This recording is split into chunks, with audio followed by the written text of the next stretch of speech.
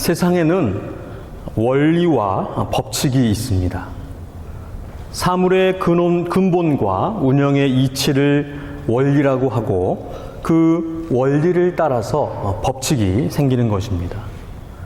물이 위에서 아래로 흐르는 것, 사과가 나무에서 떨어지는 것을 통해서 만유인력의 법칙이 생겼습니다.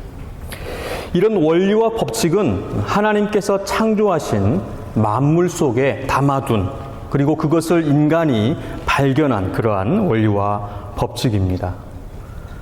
그런데 하나님께서 담아두신 것이 아닌 인간에 의해서 생긴 그러한 원리와 법칙이 있습니다. 바로 돈의 원리를 따라서 생긴 유전무죄, 무전유죄 법칙입니다. 돈이 있으면 있던 죄도 없어지고 돈이 없으면 없던 죄도 생긴다는 아주 잔인한 법칙입니다. 올해 4월 11일에 최고의 스포츠 스타, 세기의 재판의 주인공 O.J. 심슨이 사망을 했습니다. 아내와 친구를 잔혹하게 살해하고 명백한 정황과 증거가 있었음에도 대략 500만 불에 고용된 최고의 드림팀 그 변호인단에 의해서 무죄 판결을 받았습니다. 돈이 죄를 삼켜버린 유전무죄의 대표적인 그러한 예입니다. 진실이 돈에 감춰져서 그 반성과 죄값을 치르지는 않았지만 죽음이라고 하는 그 죄값, 그리고 예수님께서 다시 오셔서 판결하실 그 마지막 심판은 돈으로 절대 피해 갈 수가 없는 것입니다. 이와 비슷한 또 다른 원리와 법칙이 있는데 그것은 빈익빈 부익부입니다. 가난한 사람일수록 더욱 가난해지고 부자는 더 큰 부자가 된다는 그러한 말입니다. 돈이 돈을 부르기 때문에 큰 돈은 큰 이익을 남기게 되고 이익에 이익을 더하기 때문에 더 큰 이익이 남게 됩니다. 거대 기업이 막대한 자본으로 시장을 잠식 또 독식하게 되고 그로 인해서 작은 소기업들은 망하게 되는 것입니다. 그런데 이 빈익빈 부익부의 이 원리와 이 법칙은 성경에서 나온 것입니다. 1960년대 말 미국의 사회학자 로버트 머튼이 그의 책 과학사회학에서 매튜 이펙트라고 하는 마태 효과라고 하는 것을 처음 소개했습니다. 그는 마태복음 13장 12절에 무릇 있는 자는 받아 넉넉하게 되되 없는 자는 그 있는 것도 빼앗기리라 라고 하는 말씀과 또 마태복음 25장의 달란트 비유, 주인이 여행을 떠나면서 종들에게 5달란트 또 2달란트 1달란트를 주었습니다. 5달란트를 받은 종은 그것으로 장사를 하여서 5달란트를 더 남겼고 2달란트를 받은 종도 장사를 하여서 2배로 2달란트를 남겼습니다. 그런데 1달란트 받은 종은 그 달란트를 땅에 묻어두고 주인이 돌아오자 그것을 그대로 돌려주었던 것입니다. 이 주인은 2배로 남긴 그 종들에게는 잘했다 칭찬을 하였지만 1달란트를 땅에 숨겨두었다가 그것을 그대로 준 종에게는 악하고 게으른 종이라 책망을 했습니다. 그리고 10달란트를 가진 종에게 그 1달란트를 주면서 무릇 있는 자는 받아 풍족하게 되고 없는 자는 그 있는 것까지 빼앗기리라 라고 하는 이 마태복음 25장의 비유를 통해서 이것에 착안하여서 로버트 머튼은 매튜 이펙트, 바로 마태 효과 이론을 처음 소개를 했습니다. 이 이론은 사회, 또 경제, 과학계에까지 광범위하게 적용 전파되었습니다. 특별히 경제학계에서는 20대 80 법칙이라는 법칙을 만들어내게 됩니다. 전체 인구나 기업 중에서 상위 20%가 시장 전체의 80%를 장악한다는 그러한 이론입니다. 지금 미국은 상위 1%가 미국 전체 소득의 21%를 차지하고 있다고 그럽니다. 빈부의 격차는 계속해서 커지고 있다고 그럽니다. 미국 내의 그 격차뿐만 아니라 최강대국인 미국과 약소국들 간의 그 격차가 더욱 커지고 있습니다. 정말 안타깝고 잔인한 그러한 현실입니다. 그런데 과연 성경이 예수님께서 이런 빈익빈 부익부를 말씀하셨을까? 그것을 오늘 말씀을 통해서 한번 살펴보도록 하겠습니다. 오늘의 본문은 지난 주일에 이어서 하나님 나라, 천국에 대한 예수님의 비유의 말씀입니다. 지난 주일에 살펴본 4가지 땅에 떨어진 그 씨앗의 비유, 이것에 2탄, 3탄, 4탄의 내용이 오늘 본문에 기록되어져 있습니다. 그리고 로버트 머튼이 인용한 마태복음의 말씀, 그것의 마가복음 버전입니다. 마가가 먼저 썼고 마태가 마가복음을 보고 썼기 때문에 좀 더 근원적인 그러한 말씀이다, 이렇게 볼 수가 있겠습니다. 오늘 본문은 또 그들에게 이르시되 예수님을 따르는 이들, 예수님을 바라는 이들, 예수님이 아니면 안 되는 이들, 착하고 좋은 마음으로 예수님께 귀 기울이는 이들에게 예수님께서 계속해서 말씀을 하고 있습니다. 또 그들에게 이르시되 사람이 등불을 가져오는 것은 말 아래에나 평상 아래에 두려 함이냐, 등경 위에 두려 함이 아니냐, 이렇게 말씀을 하셨습니다. 등불, 그 램프를 가져오는 이유에 대해서 예수님께서 비유를 들어서 설명을 하고 있습니다. 등불과 램프를 가져오는 이유는 그 불빛을 감추기 위해서가 아니다. 무엇보다도 그 불빛은 감출 수가 없다, 이것을 예수님께서 말씀하고 계시는 것입니다.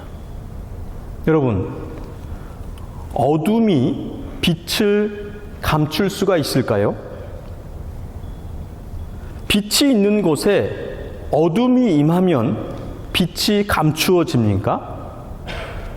어둠은 빛을 감출 수가 없습니다. 어둠이 있는 곳에 빛이 임하면, 빛을 비추면 그 어둠은 사라지게 되어집니다. 하나님 나라, 그 천국은 감출 수가 없음을 예수님께서 말씀하고 있습니다. 하나님 나라 천국은 드러날 수밖에 없다, 숨길 수가 없는 것이다, 이것을 말씀합니다. 이것에 대한 설명을 22절에서 하고 있습니다. 드러내려 하지 않고는 숨긴 것이 없고 나타내려 하지 않고는 감추인 것이 없느니라. 한글인데도 참 어렵습니다. 이 말의 뜻은 숨긴 것은 드러날 수밖에 없고 감춘 것은 나타날 수밖에 없다라는 뜻입니다. 결국 드러나고 나타낼 수밖에 없는 것이 바로 하나님 나라 천국입니다. 예수님께서 하나님 나라의 비밀을 비유로 말씀하셨습니다. 보기는 보아도 알지 못하며 듣기는 들어도 깨닫지 못하게 하여 돌이켜 죄 사함을 얻지 못하게 하려 함이라. 보기는 보아도 알지 못하고 듣기는 들어도 깨닫지 못하게 하여 돌이켜 죄 사함을 얻지 못하게 하려 함이다. 이것은 복음의 특별성을 말씀합니다. 보고, 듣고, 알고, 믿는 사람이 있지만 보고 들어도 알지 못하고 믿지 못하는 사람들이 있다. 이것을 말씀하는 복음의 특별성입니다. 그런데 오늘 본문은 그 하나님 나라의 비밀은 마침내 드러나게 되어져 있다. 드러날 수밖에 없는 것이다. 이것을 예수님께서 말씀을 하십니다. 이것은 복음의 보편성입니다.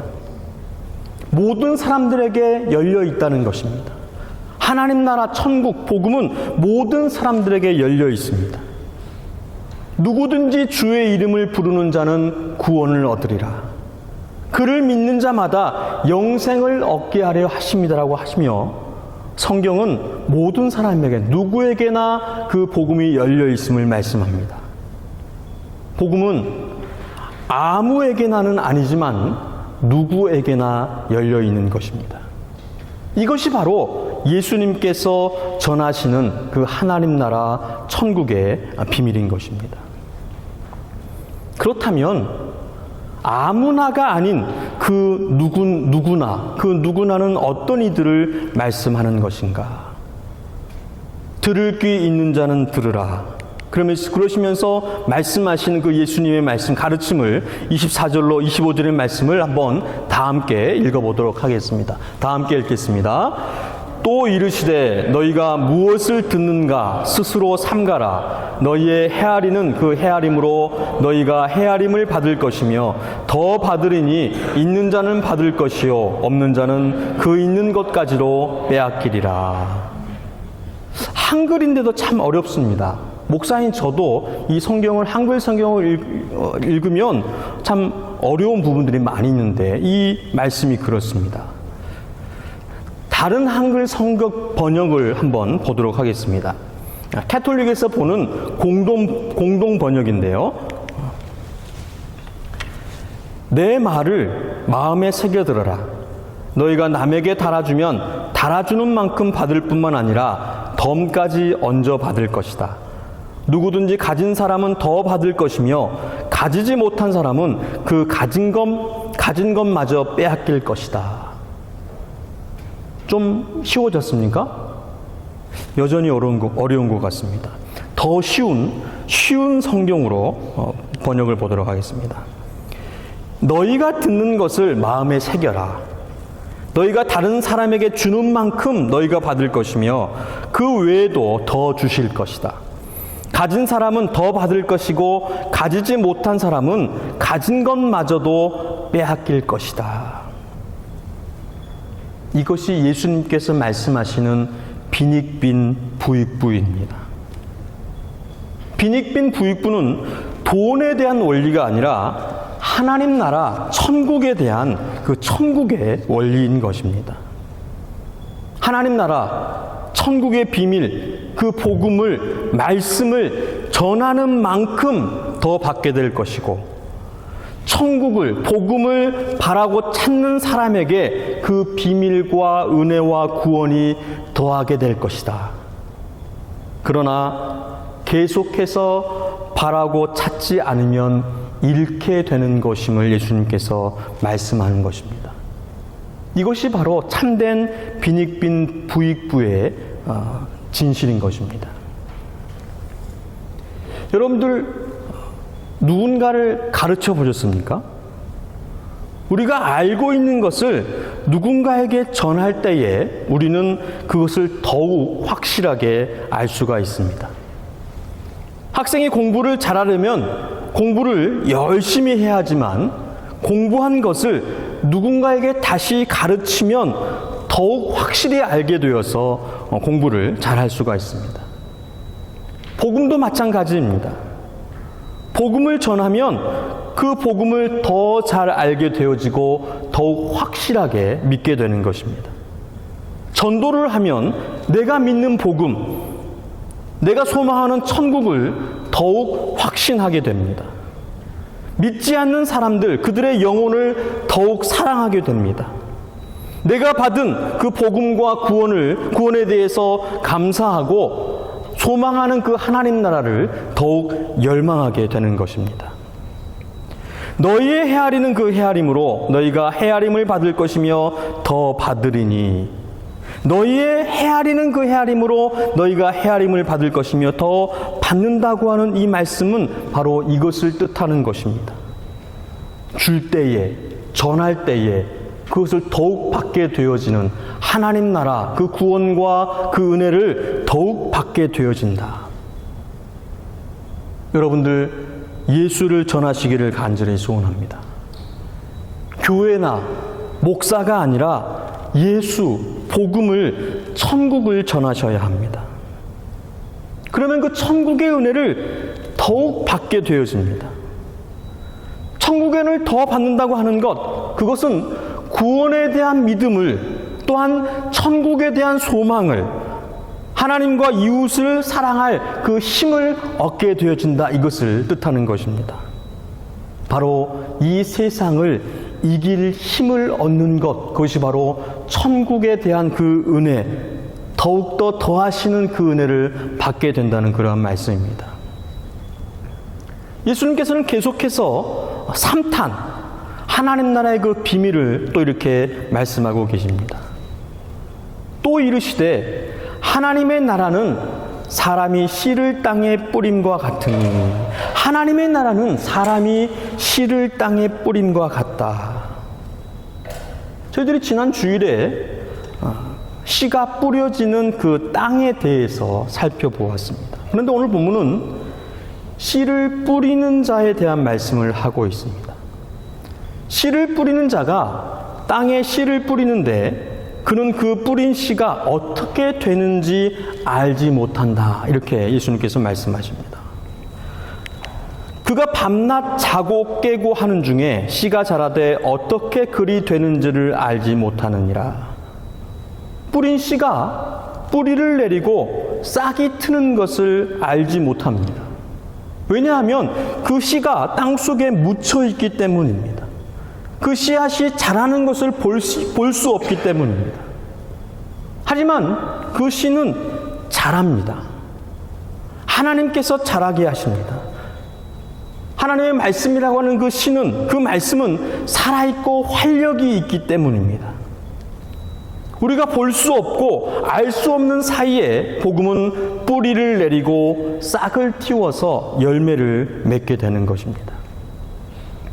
지금 이 순간에도 말씀의 씨앗이 뿌려지고 있는데 착하고 좋은 마음밭에 떨어져서 30배, 60배, 100배의 열매를 맺게 될 것입니다. 왜냐하면 하나님께서 자라게 하실 것이기 때문입니다. 하나님께서 열매를 맺게 하실 것이기 때문입니다. 지난 주일에 주일 예배를 드리고 제 설교를 들은 저희 막내딸 예솔이가 저에게 이렇게 말했습니다. 아빠, 나 이제 매일매일 성경을 3장씩 읽을 거예요. 그러더니 매일 성경을 읽는 것입니다. 어느 날은 3장을 다 못 읽으니까 그 다음날 못 읽은 것까지 다 읽었습니다. 제가 이렇게 여러분들 앞에 다 말해버렸으니 이제 예솔이는 포기하지도 못하고 더욱 열심히 읽게 될 것입니다.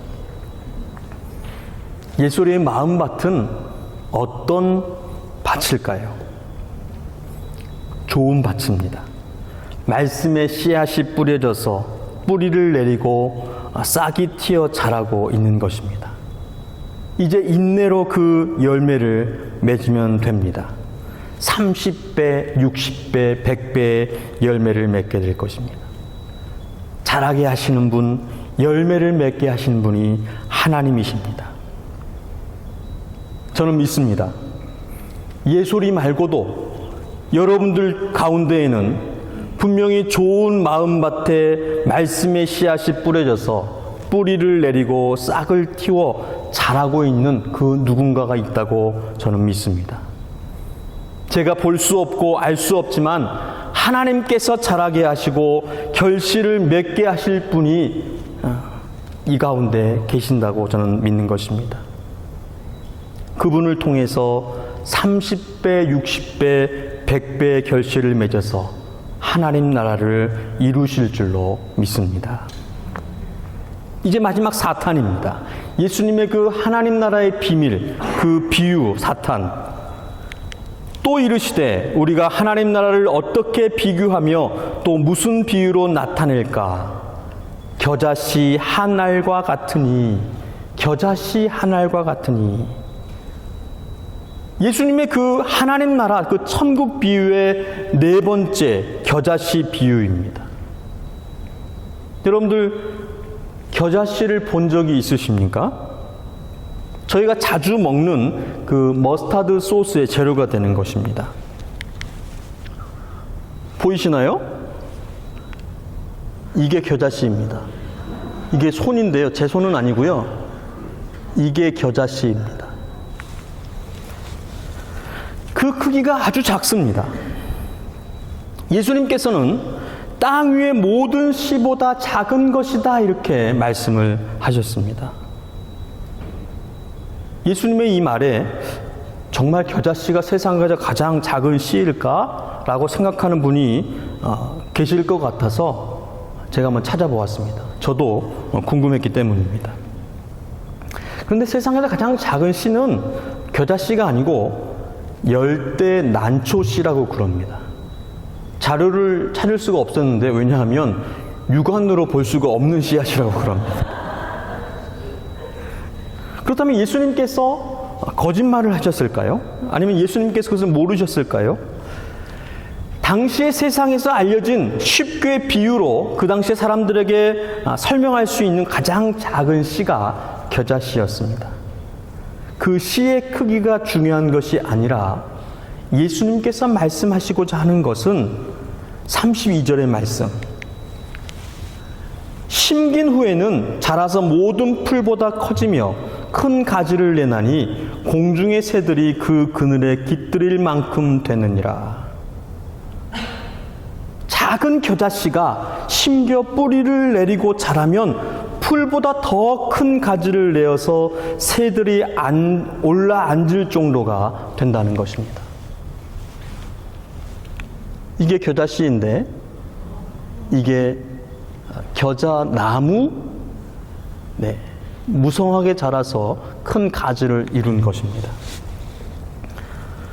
작은 씨가 큰 가지로 자라는 것, 하나님 나라 천국이 그렇게 거대해짐을, 확장되어짐을 말씀을 하는 것입니다. 작은 겨자씨가 심겨진 것처럼 작고 보잘것없는 것으로 시작하지만 그 씨앗, 그 말씀, 그 복음의 결과는 큰 가지로 하나님 나라 천국으로 이루어진다. 여러분 보이십니까? 저는 꿈꾸며 바라보고 있습니다. 겨자씨가 자라 큰 가지를 내듯 우리 더 새로운 교회도 큰 가지로 자랄 것을 믿습니다. 하나님께서 자라게 하실 것입니다. 많은 분들이 말씀하십니다. 우리 교회를 오셔서 함께 예배 드리는 분들, 또 밖에서 우리 교회를 듣고 바라보는 분들, 많은 분들이 이렇게 말씀합니다.